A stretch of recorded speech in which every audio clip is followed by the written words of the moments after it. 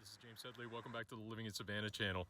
Today I'm going to provide you with part 2, the back 9 of the Oakridge golf course tour that I began in my last video.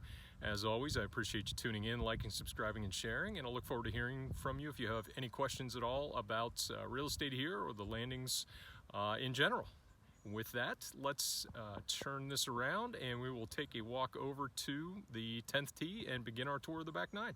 If you watched my front 9 tour, and I hope you did, or will, I mentioned that the opening holes on both the front and back of the Oakridge course are a couple of challenging par 4s. Today we're looking again at the back 9. This is number 10 as we walk past the tee complex. You can see that we've got a fairly severe dogleg right, protected by these trees that we'll see off to the right in the distance. Definitely will eat up some shots. If you can hit a very high draw over those trees or straight ball over those trees, that's a great play here. And as you might guess, a nice cut around the corner definitely opens up this hole. You can see the bunkering just off there, straight out in the distance. That little bunker area there will eat up some shots and leave you with a 180 to 190 yard shot generally into a not particularly receptive green complex, as we'll see in just a second. So definitely, as I said, a very challenging start to the back 9 here at Oakridge with this par 4. Take a look at this green complex from just inside 100 yards, and I'll continue walking in to give you a sense of what you're facing. If you're hitting from 100 yards, you've done really well here. More generally, anything in that 150 yard range feels like you've accomplished something off the tee on this hole, at least for me and most of the people I play with. But you can see the right hand side of this green is protected by a series of bunkers. It is a plateau green, as you'll be familiar with from having seen the front 9 tour. A lot of that out here. Some grass bunkering on the left hand side, pretty significant mounding here and all around this green. There's quite a bit of undulation here, really two-tiered green at the front, pretty good valley in the middle, and then you come back to a second tier just a little bit higher than this front tier. Lots of pin options on this hole, lots of break from here on the left hand side down to the right hand side. From just about any spot on the left, you're looking at a pretty severe downhill putt, and you don't want it to get away from you too much. As you can see, there's some challenge over there off the green on the other side. So a par here is a really good score and a great start to your back 9. If you came away from number 10 with the par, don't breathe too easily, because here we are at the 11th, which is a challenging dogleg left par 4. You can see there's a fair amount of room out there to hit it off the tee, but the more you can favor that left-hand side without bringing those trees into play, the better off you will be. As the second shot into this, again, elevated plateau green is definitely a challenging one. You'll see as we get up there, not the widest green out here, definitely a pretty deep green. So depending upon the pin position, 3 putts are not all that uncommon on this green. So even hitting it in 2, which can be a challenge, doesn't assure you of that par, but hopefully it will, and maybe you can come away with one of those elusive birdies on this hole. But we'll take a look at the green in just a second. And here we are on the 11th green. As you can see, fairly deep green, or very deep green here. Not terribly wide. Bunkering on the right hand side and on the left hand side. As we come up at the front of the green, or probably the front 2/3 of the green, will slope from the back to the front, and then as we get to the back 1/3 to 1/4, everything does run off to the back a bit, and also from right to left. So again, a very nice, challenging dog leg left, par 4, to follow up on that challenging dog leg right, par 4, to start this back 9. And just over in that direction, we're headed over to the 12th, which is a par 3. So here we are on that number 12 par 3 tee box, walking toward the green across the front teeing area. This is a, again, relatively short par 3. It's going to play, depending upon the tee box again, it's somewhere in that 130-yard range for many players, if not a little shorter. Definitely longer as you move back to the tournament championship tees. But based upon ability, it's probably an 8-iron, a 9-iron, a pitching wedge, depending upon the conditions and the pin position, on a very large green, diagonally coming from left to right from the back of the green toward the tee box. Good sized bunker here you can see, which is primary protection on the hole. There is mounding, again, another sort of plateaued green out here. So mounding that will protect if you're a bit off on the right side or on the back in particular, will run down pretty significantly. But much like the front in terms of the layout of the course, here we have a nice bit of a breather for the next handful of holes after those first 2 challenging holes. And then we will, as you'll see, not to give away the store, have 2 very tough holes with 17 and 18. So it's a bit of a tough sandwich out here, with 10, 11, 17, and 18 being really challenging par 4s. But then you've got some gettable holes in between that hopefully will keep the round going in a positive direction, or readjust it and steer it in that positive direction, beginning with number 13, the par 5 13th, which we will be coming up to in just a second. And here we are looking at the 13th hole, again a par 5 from the tee box. See that there's water down the right hand side, and we'll see that that comes into play up around the green in particular, but definitely can come into play off the tee if you push it a bit out to the right. On the left hand side there is some OB. Generally doesn't come into play early, can come into play a little bit further down the hole, and there is some water well left up there, but a fairly generous landing area out here to hit your tee shot. A bit farther right, as this green or as this hole does play as a bit of a dog leg to the right. As you'll see, green is off beyond those houses you can see on the right in the distance. But favoring the right hand side with a lot of length can really bring an interesting risk reward second shot into play, as we'll see in just a second. So here we pick up at the 200-yard mark. So you've piped a drive out here pretty good. As you can see, there is that water that runs down the entire right hand side, but you're in that go no go decision area. So as we will get a peek at as we come up over the hill, it's definitely got some risk. This water that runs down the right hand side then meanders over to the left and covers pretty much the entirety, well, definitely the entirety of the front of the green. So if you are a bit short with that second shot, you're going to be dropping on this side and hitting 4. Certainly there is a bit of, or a fair amount of bailout area to the left hand side if you want to pump it deep, but don't want to take on that water on the right hand side. You can play out there and then have the deepest length of green for your pitch, or you can play to have just walked over the 100-yard plate. More often than not, there's a place somewhere in this range to then just have a short wedge in. There is a fairway bunker there to eat up some shots that play too far away from the water with that safe layup on the second, or theoretically safe layup on the second. But then we come up to the green, which that water obviously is the biggest defense on this green. You have a pretty innocuous bunker out here to the left that really is only coming into play if you're playing that second shot safely, or playing that second shot long, but a safe distance left of the water.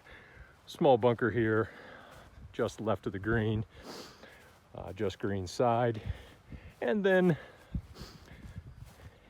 a fairly large green. Some good undulation as we look at it here on the right hand side of the green. I'm looking down the green, but generally it's going uphill here for the last 2/3 of anything coming in from the left hand side, which is often a putt that you're going to have if you've played it safe out to the left hand side.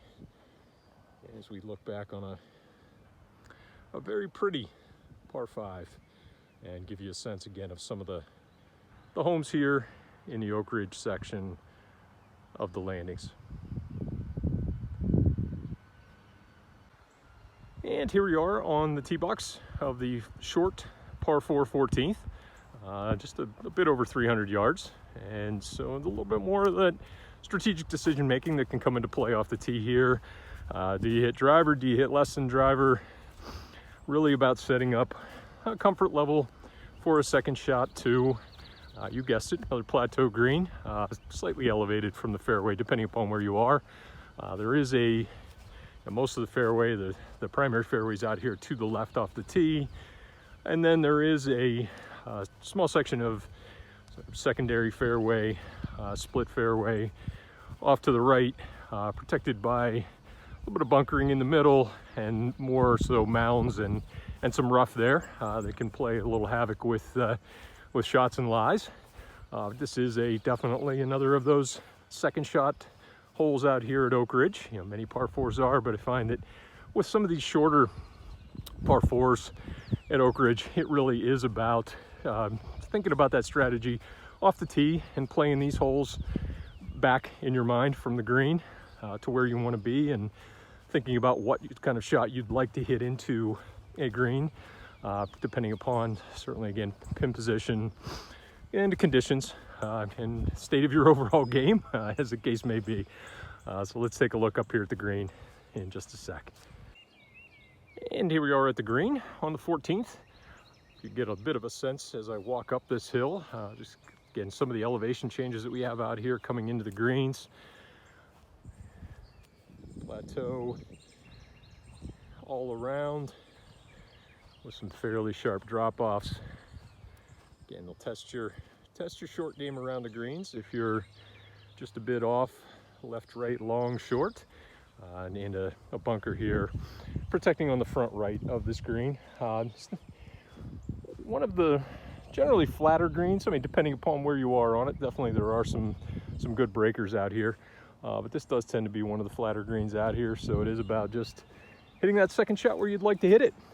And now we're going to come over, keep running here as we head over to the 15th tee.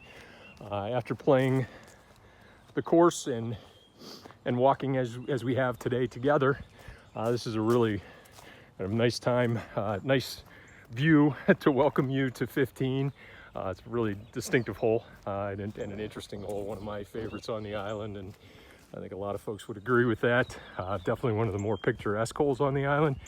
And your first time playing it, hate to give away the surprise for you, as you've played in and out of, primarily in and out of the neighborhoods, some nice woods and lagoons to frame holes up. A little taste of the marsh out on the 6th hole if you watched the previous video, but here as you come out to the 15th, which is the last par 5 here on the Oakridge course, you can see the beauty out here with the intercoastal.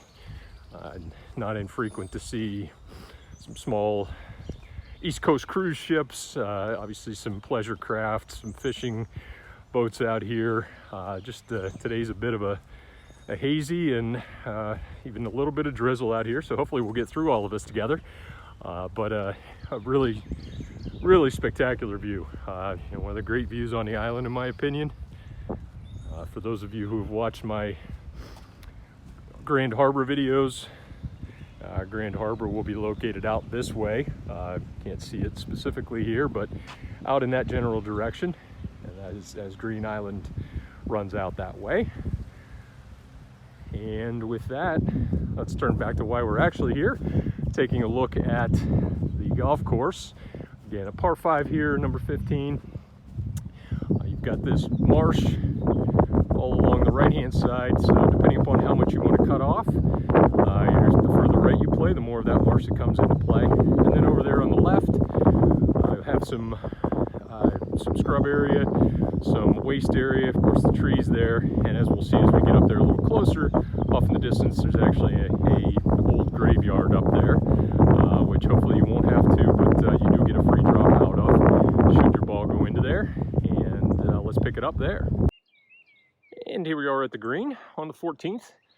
You get a bit of a sense as I walk up this hill, just again some of the elevation changes that we have out here coming into the greens. Plateau all around with some fairly sharp drop-offs.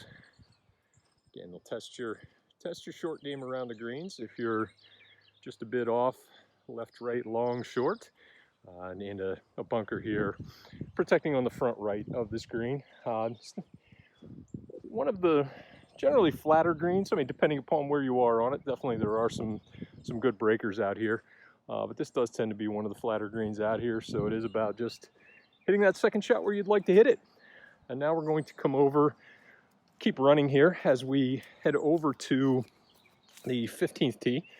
After playing the course and walking as we have today together, this is a really nice time, nice view to welcome you to 15. It's a really distinctive hole and an interesting hole, one of my favorites on the island, and I think a lot of folks would agree with that. Definitely one of the more picturesque holes on the island. And your first time playing it, hate to give away the surprise for you, as you've played in and out of, primarily in and out of the neighborhoods, some nice woods and lagoons to frame holes up. A little taste of the marsh out on the 6th hole, if you watched the previous video. But here, as you come out to the 15th, which is the last par 5 here on the Oakridge course, you can see the beauty out here with the intercoastal. Not infrequent to see some small East Coast cruise ships, obviously some pleasure craft, some fishing boats out here. Today's a bit of a hazy and even a little bit of drizzle out here, so hopefully we'll get through all of this together. But a really spectacular view. One of the great views on the island, in my opinion. For those of you who have watched my Grand Harbor videos, Grand Harbor will be located out this way. Can't see it specifically here, but out in that general direction, as Green Island runs out that way. And with that, let's turn back to why we're actually here, taking a look at the golf course.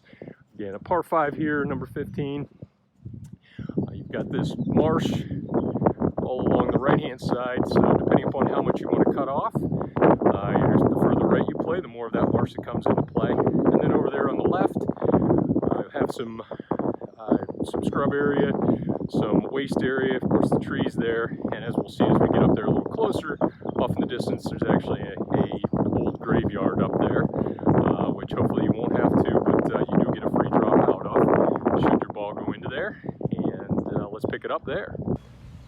Well, if you've hit a good drive here on the 15th and avoided the urge to head over to the gazebo and just take in the sights for the rest of the day, you will be at or near this is a bit of a history marker for the aforementioned graveyard that we're going to go past in just a second, from some of the early settlers here on Skidaway Island. But your ball will likely be somewhere to the right, hopefully, of this graveyard, and perhaps a little bit ahead of it. Hopefully not too far ahead of it, as the marsh that runs down the right-hand side does cut across the fairway here and split us before we head up to really the approach area. So somewhere in this vicinity on this relatively shortish par 5 is often a typical spot. We're right now at about the 200-yard marker. So again, oftentimes a bit of risk-reward decision here.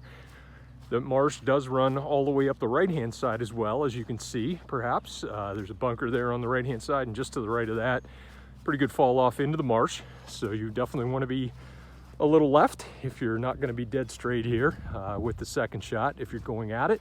If you're not going at it, there is a snake bunker that runs along the left-hand side that you probably get a little taste of there that will eat up shots if you play a little too far left and safe of that marsh on the right-hand side. But there's a generous landing area up here short of all of that trouble. Just clear this marsh on the second shot and you will have a wedge of some sorts, most likely in your hands, to hit into the screen, which we will regroup in just a second at. And here we are at the 15th green. Just left of it, mid-green, looking down from some humps, so you can get a sense of what you have traversed to get here. Again, it's a shortish par 5, good risk reward opportunity here. Fair number of eagles get made here, and certainly a lot of birdies, but there is enough trouble here with each of the shots that you hit in, particularly if you go forward in 2, that and a big number can creep up now and then. This bunker back here is death, I can attest, but definitely a fair and a nice, good challenge and good risk reward challenge before heading off to the 16th, which is our last somewhat of a breather hole, short par 3, typically playing somewhere in the low hundreds range. Again, obviously depending upon tee box, but it's generally in that pitching wedge, gap wedge distance from the club tees, and a bit of water down the right-hand side, which we'll see it's this marsh that we just had on our right-hand side on the prior hole. We're going to see that come into play over here on this 110-ish yard par 3 with an elevated tee and a lagoon in front to add to the visual and hopefully not to the challenge, but it's definitely seen a few share of balls in there. Pretty good fall off on the right-hand side up there at the green. So it's easy to favor the left. There's a pretty good collection area over there that does collect a lot of balls, including a number of mine as tend to hit that ugly draw on this hole and end up with a chip back up the hill to the green. But again, it should be a fairly benign par 3 and the last of that easy part of the sandwich here at Oakridge on the back 9. As we come into 17, which is arguably at least one of, if not the hardest par 4s on the island. And we'll get a little taste of that here in just a second. And here we are on the tee of the 17th hole. I'm standing at the 374-yard plate, which is toward the front of where the club tees typically play for. Just to give you a sense, give you a little insider knowledge here. This is a par 4, dogleg to the left. The landing area is up there across the lake, lagoon here. But the insider knowledge, there are a number of golfers out here who will play the combo tees, the club metal tees, specifically on the Oakridge course, if not on the other courses, almost entirely, well, at least predominantly driven by this particular hole. As you can see as I walk across the wooden bridge here in that lagoon that you saw from back there to tee off from. As a reminder, that club tee plate that I was standing at when I began this clip was 374 yards. As we come up to where the metal tees would be, and that advantage that the club metal combo tees provides, that 374 yard, very, very difficult par 4 turns into a 283 yard par 4 from this plate that I'm standing on where the metal tees typically are. So quite a bit of difference there, obviously. Not a lot that can be done with that, considering that lagoon that lies in between the two tee boxes. But if you're in doubt and you're playing the Oakridge course for the first time, you may want to play those club metal tees to give yourself a bit of a break here on the very, very challenging 17th. And let's take a look. We'll get a look at the green complex on 17 which only adds to the challenge in just a sec. And here we are approaching the 17th green, just about 50 yards out here.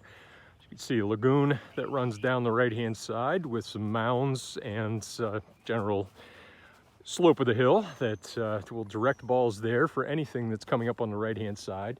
There is a bunker here short, which can actually save some shots as much as being penal at times. As we come up to very narrow green, which adds to the challenge, particularly if you're hitting a mid-iron from those club tees, your second shot off the club tees, versus perhaps more of a short iron, makes it a little bit easier to get from the metal tees. Then you have another bunker here toward the back right of the green.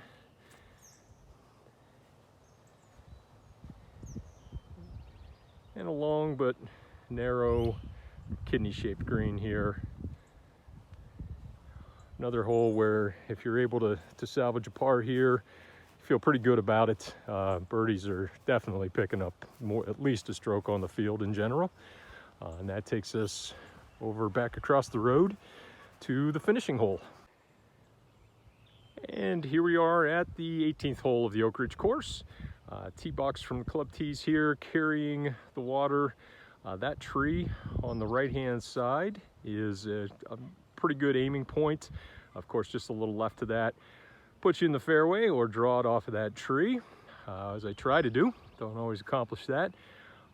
Certainly keeps you away from the water on the left-hand side that runs down basically the entirety of this hole, as we'll see as we get up to the second shot / green area. But a very pretty finishing hole, tough par 4 to round out the sandwich of toughness here on the back 9 at Oakridge. And here we are in the approach area to the 18th green. Definitely the farther right you are, the more it opens things up here. Makes it a little bit longer hole, but definitely gives you a good look at this green, regardless of where the pin position may be. Again, you've got water all down the left-hand side, protecting against any shots that get a little wayward in that direction. That's our Osteria Oakridge and bar directly behind this hole with some great views. That's going to be renovated very soon. We'll have a nice sports bar motif in one portion of it to go along with the Italian restaurant, and the promise is for some even better viewing areas out here to the 18th. In any event, over to the right-hand side, see some fairly significant and severe moguling over here that can give you some interesting shots, interesting lies, should you come up a bit short and or right on this hole. Straightforward green, one of the more straightforward greens on the entire course, but a great way to finish your round here at the Oakridge Golf Course. Thanks again for joining me today on this tour of the back 9 of the Oakridge Golf Course at the landings on Skidaway Island. I hope you enjoyed it. Hope this is helpful to you as you consider potentially moving here or purchasing a second home. Of course, I would love to help you in any way that I can with that decision and with that search, so please do reach out anytime. And again, appreciate you liking, subscribing, and sharing, and I'll look forward to seeing you in the next episode here on the channel. Take care.